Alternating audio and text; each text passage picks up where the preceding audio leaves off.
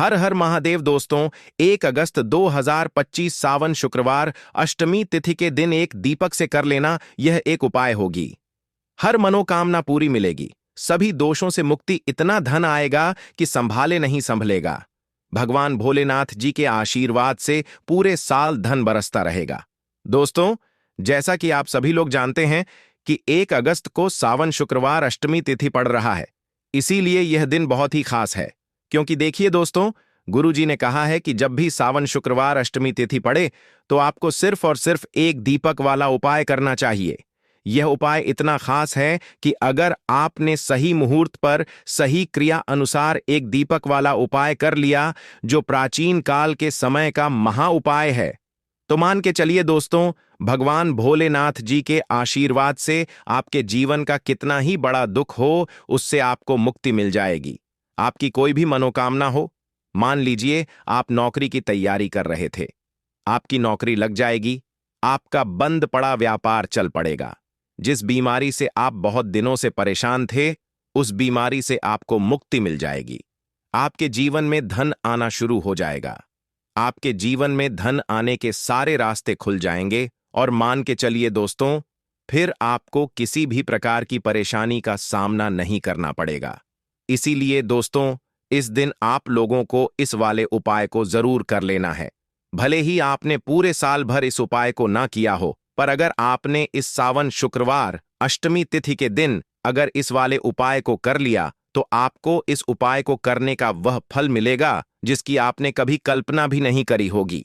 इसीलिए आप लोग इस एक दीपक वाले उपाय को एक बार जरूर कर लेना, ताकि आप लोगों के हाथ से यह मौका ना जा सके और आपको इस उपाय को करने का फल मिल सके। दोस्तों, यह उपाय पंडित जी ने अपनी अभी की ही शिव महापुराण की कथा में बताया है, जो इस उपाय को आज हम आपको बहुत अच्छे से समझाने वाले हैं। इस वीडियो को देखने के बाद इस उपाय को समझने के लिए आपको कोई और वीडियो को देखने की जरूरत नहीं पड़ेगी। तो चलिए दोस्तों, उपाय को शुरू करते हैं। उससे पहले हे भगवान भोलेनाथ, आपके इस वीडियो को जो भी लाइक और चैनल को सब्सक्राइब करें, उसके जीवन में कभी दुख दर्द मत आने देना। साथ ही साथ कमेंट बॉक्स में 5 ओम नमः शिवाय जरूर लिखें, ताकि भगवान भोलेनाथ जी की कृपा आप सभी को प्राप्त हो सके। इसी के साथ मैं आप सभी को बता दूं कि आप लोग वीडियो को पूरा नहीं देखते हो, को काट काट कर देखते हो और गलत गलत उपाय को कर लेते हो, तो आपसे निवेदन है कि वीडियो को पूरा जरूर देखें। देखिए दोस्तों, यह सावन शुक्रवार अष्टमी तिथि का दिन यह इतना खास होता है, इतना महत्वपूर्ण होता है। देखा गया है कभी कभी बड़े बड़े पूजा पाठ अनुष्ठान से जो मनोकामना पूर्ण नहीं होते, वह सावन शुक्रवार अष्टमी तिथि के दिन एक छोटे से उपाय करने से ही आपकी मनोकामना पूर्ण हो जाती है। और बहुत सारे लोगों ने इस उपाय को किया भी है और उनको इस उपाय को करने का फल भी जरूर मिला है। अगर आप लोग भी इस उपाय को करना चाहते हैं, तो आप इस उपाय को पहले अच्छे से समझ लेना, सुन लेना, उसके बाद करना। आपको इस उपाय का फल जरूर मिलेगा और इस उपाय को कर लेने से आपके घर में चाहे किसी भी प्रकार की दुख और समस्या क्यों ना चल रही हो, आपको उसका कारण भी नहीं पता है कि भाई यह समस्या किस कारण से चल रही है, उसका कुछ भी कारण हो सकता है। जैसे पितृदोष हो सकता है या किसी भी तरह का मंगल दोष भी हो सकता है। तो इस दिन आप लोगों को यह वाला उपाय कर लेना है। यह एक ऐसा उपाय है जिस उपाय को अगर किसी विशेष दिन पर किया जाए, तो भाई उस विशेष दिन का जो है वह तो हमें मिलता ही मिलता है। पर हमने उस दिन पर इस एक दीपक वाले उपाय को किया है, तो हमें उससे भी बड़ा फल मिलता है, और फल बहुत जल्दी मिलता है, क्योंकि आप इस उपाय को बहुत ही बड़े और विशेष दिन पर कर रहे हो। तो चलिए अब उपाय के बारे में बात करते हैं। लेकिन उससे पहले आप लोगों को यह जानना आवश्यक है कि आखिर यह उपाय किस समय करना है, किसको करना है और कैसे करना है। तो चलिए हम आगे आपको वीडियो में एक एक करके बता देते हैं। तो दोस्तों, इस एक दीपक वाले उपाय को हमें इस सावन शुक्रवार अष्टमी तिथि के दिन कैसे करना है, किसको करना है, किस समय करना है और कहां पर करना है, यह सारे सवालों के जवाब आपको इस वीडियो में मिल जाएंगे। और जो यह वीडियो देखेगा भाई, उसको एक दीपक वाला उपाय जरूर करना चाहिए, क्योंकि इस दिन शत्रुओं और किसी भी दोष, किसी भी बीमारी से मुक्ति पाने के लिए एक दीपक का बहुत ही बड़ा और विशेष महत्व होता है। और जब बात आ जाए एक दीपक की, तो यह सोने पर सुहागा वाली बात हो जाती है और यह एक बहुत ही बड़ा उपाय हो जाता है। अब दोस्तों, इस एक दीपक वाले उपाय को आखिर करना किसको है? सबसे पहले हम लोग वह बात जान लेते हैं। तो देखो, घर की जो बड़ी माताएं बहनें होती हैं, उन माताओं बहनों में से कोई भी एक बड़ी माता बहन इस वाले उपाय को कर सकती है। और दोस्तों, अगर आप चाहे तो अपने घर में से सभी सदस्यों को भी इस उपाय को करवा सकते हैं। अगर किसी व्यक्ति की खुद की कोई मनोकामना है, खुद की कोई दुख और परेशानी है जो कि वह अपने लिए ही करना चाहता है, इस वाले उपाय को तो वह खुद अपने लिए भी कर सकता है। बाकी अगर कोई घर में से ऐसा है जो कि अपने पूरे घर परिवार की सुख और शांति के लिए यह वाला उपाय करना चाहता है, तो भाई वह भी कर सकता है। उसमें भी कोई दिक्कत वाली बात नहीं है। कहने का मतलब यह है कि इस उपाय को हर एक सदस्य भी कर सकता है और पूरे घर परिवार के सदस्य के लिए घर की बड़ी माताओं बहनों में से कोई एक माता बहन भी कर सकती है। माताएं बहनें अगर घर में उपस्थित ना हों या वह यह वाला उपाय न कर पा रही हो, तो फिर घर का कोई बड़ा सदस्य भी इस एक दीपक वाले उपाय को कर सकता है, चाहे फिर वह पुरुष ही क्यों ना हो। उसमें कोई भी दिक्कत वाली बात नहीं है। अब दोस्तों, एक दीपक वाले उपाय को हमें करना कहां पर है? देखो, इस उपाय को हमें मंदिर में ही करना है। बहुत सारे लोग प्रश्न करते हैं, हर एक उपाय को करते समय क्या हम इस उपाय को घर पर या मंदिर में कर सकते हैं? देखो, तो इस वाले उपाय को आप मंदिर पर करोगे तो अच्छा रहेगा, घर में नहीं करना है इस वाले उपाय को। उसके बाद में दोस्तों, जो अगला प्रश्न निकल कर आता है वह यह आता है इस उपाय को लेकर कि आखिर इस उपाय को हमें किस समय करना है, सुबह के समय करना है कि शाम के समय करना है? तो देखो, इस वाले उपाय को आप लोग सुबह के समय भी कर सकते हो और शाम के समय प्रदोष काल में भी कर सकते हो। अब अगर आप पूछो कि भाई साहब, सबसे उत्तम समय कौन सा रहेगा इस एक दीपक वाले उपाय को करने का, तो हम आपसे बस यही कहेंगे कि इस उपाय को आप शाम के समय करेंगे तो ज्यादा बेहतर होगा, क्योंकि सावन शुक्रवार अष्टमी तिथि का दिन है और इस दिन प्रदोष काल के बहुत महत्व होता है। बाकी अगर सुबह के समय भी करेंगे तो भी अच्छा होगा, उसमें कोई भी दिक्कत वाली बात नहीं है। तो अब दोस्तों, जो अगली सबसे बड़ी और महत्वपूर्ण बात आती है वह यह आती है कि सुबह अगर हम उपाय को करेंगे तो हमें कितने बजे से लेकर कितने बजे तक के बीच में करना है, और शाम के समय प्रदोष काल में करेंगे तो हमें कितने बजे से लेकर कितने बजे के बीच में करना है। तो देखो, सुबह जितनी जल्दी हो सके आप उपाय को करने की कोशिश करना। बाकी अगर किसी कारणवश लेट भी हो जाओ, थोड़ी देर भी हो जाए तो देखो, सुबह जितनी जल्दी हो सके आप उपाय को करने की कोशिश करना। बाकी अगर किसी कारणवश लेट भी हो जाओ, थोड़ी देर भी हो जाए, तो 10 या 11 बजे तक भी आप उपाय कर लेना, पर 12 बजे से ज्यादा देरी ना हो। ठीक है, इस बात का ध्यान रखना। उसके बाद में दोस्तों, अगर शाम के समय प्रदोष काल की बात करें, प्रदोष काल का जो समय है होता है वह शाम के 6 बजे से शुरू हो जाता है। मतलब शाम के 6 बजे से लेकर 7 बजे के बीच का जो समय होता है, यह समय प्रदोष काल का समय होता है। इस उपाय को 7 बजे या 8 बजे के बीच में भी कर सकते हो। मतलब शाम के 6 बजे से रात 8 बजे के बीच में आप कभी भी इस वाले उपाय को कर सकते हो, उसमें कोई भी दिक्कत वाली बात नहीं है। परंतु 1 अगस्त सावन शुक्रवार अष्टमी तिथि के दिन कोशिश करना कि समय के अंतर्गत ही कर लो। किसी कारणवश ना कर पाओ तो थोड़ा देरी से भी कर सकते हो। तो चलिए, अब हम अपने सबसे पहले उपाय की बात कर लेते हैं। तो दीपक वाला उपाय करने के लिए आपको सबसे पहले जरूरत पड़ेगी एक दीपक। अब यह एक दीपक शुक्रवार की रात अपने घर में इस जगह पर जला देना, बड़े से बड़ा शत्रु भी घुटने टेक देगा। दोस्तों, जैसा कि आप सभी जानते हैं, मार्गशीर्ष महीने की शुक्रवार के दिन बहुत ही शुभ संयोग बन रहे हैं, और इस दिन अगर आप 11 लौंग और 1 कपूर अपने घर में जलाते हैं तो शत्रुओं से हमेशा के लिए आपको छुटकारा मिल जाएगा। अब देखिए, किसी भी व्यक्ति के जीवन में जब शत्रु से परेशान करते हैं तो वह व्यक्ति अपने जीवन में दुखों से बहुत परेशान हो जाता है। शत्रु हमेशा कुछ न कुछ ऐसा करवाते हैं जिसके बाद नजर दोष लगती है और अच्छा खासा काम भी बिगड़ने लगता है, व्यापार में मदद आने लगता है, लोगों की तबीयत खराब होने लगती है, जरूरी नहीं है कि सामने वाला व्यक्ति जैसा दिखता है वैसा हो। देखिए, बहुत सारे लोग हैं जो बहुत अच्छे होते हैं, है ना?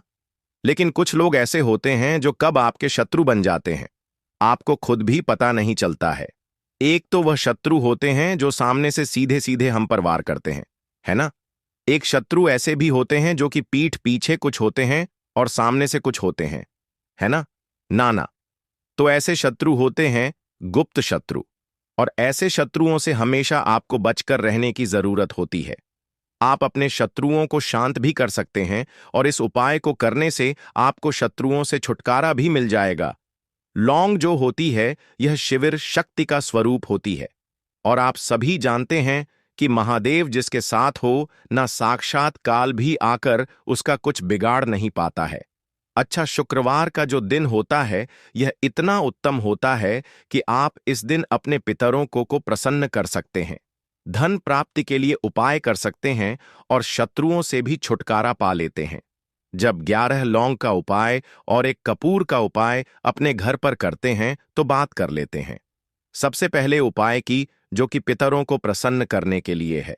देखिए, पितृ जब किसी से नाराज हो जाते हैं ना, तो उस व्यक्ति के जीवन में बीमारियां, दुख, धन की समस्याएं लगातार बढ़ती हैं। तो कोशिश करें कि हमेशा अमावस के दिन आप अपने पितरों को प्रसन्न करने के लिए उपाय करें।